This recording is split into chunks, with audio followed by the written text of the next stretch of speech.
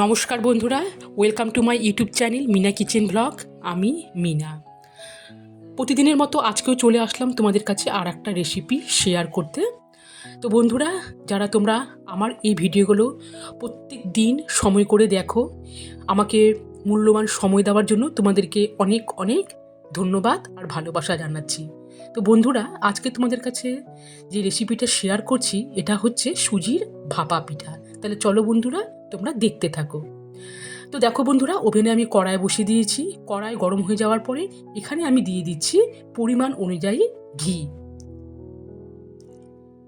এবারে আমি ঘিটাকে গরম করে নিব। তো দেখো বন্ধুরা, এখন আমি দিয়ে দিচ্ছি 1 বাটি সুজি। সুজি দিয়ে আমি অনবরত নাড়িয়ে নিচ্ছি,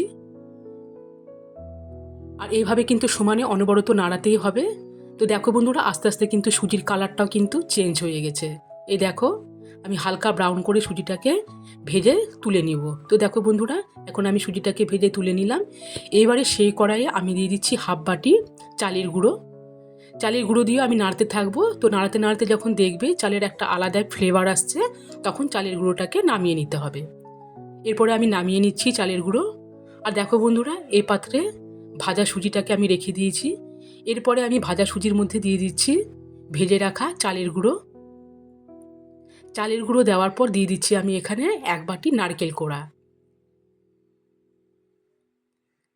এরপরে দিয়ে দিচ্ছি আমি কয়েকটা কাজু আর কিশমিশ। এরপরে দিয়ে দিচ্ছি আমি আখের গুড়। তোমরা যদি চাও তো খেজুরের গুঁড়ো দিতে পারো, তো আমি এখানে আখের গুড় দিয়ে দিলাম। এরপরে গুড় দিয়ে সমস্ত উপকরণ আমি ভালো করে মেখে নিব।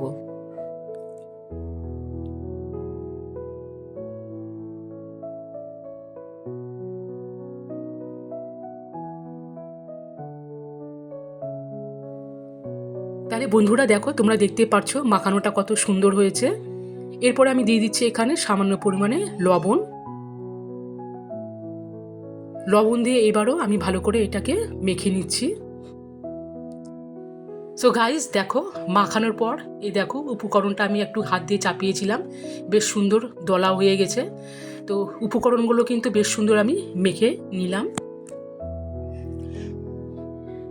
এরপরে দেখো বন্ধুরা, আমি একটা থালা নিয়েছি, আর এই থালার মধ্যে আমি একটুখানি ঘি চারিদিকে ছড়িয়ে দিচ্ছি। আর এই বাটিতেও আমি সামান্য পরিমাণে ঘি ছড়িয়ে দিলাম, যাতে গন্ধটা বেশ সুন্দর হয়। তো দেখো বন্ধুরা, এখন আমি সুজির এই মাখা অংশটা এর মধ্যে দিয়ে দিচ্ছি।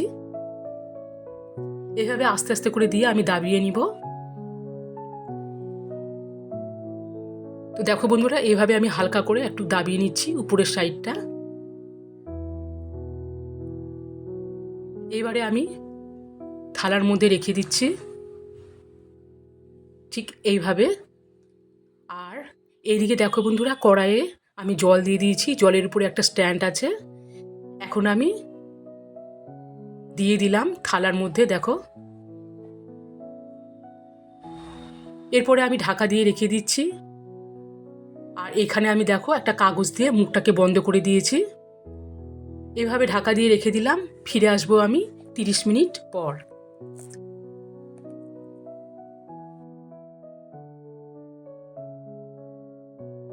সো গাইস, দেখো আমি কিন্তু ফিরে আসলাম 30 মিনিট পর।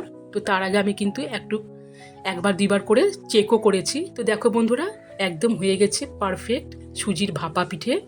খুব সুন্দর একটা রেসিপি, আর খুব ভালো লাগে খেতে। তো দেখো, আমি সার্ভ করে নিয়েও আসলাম।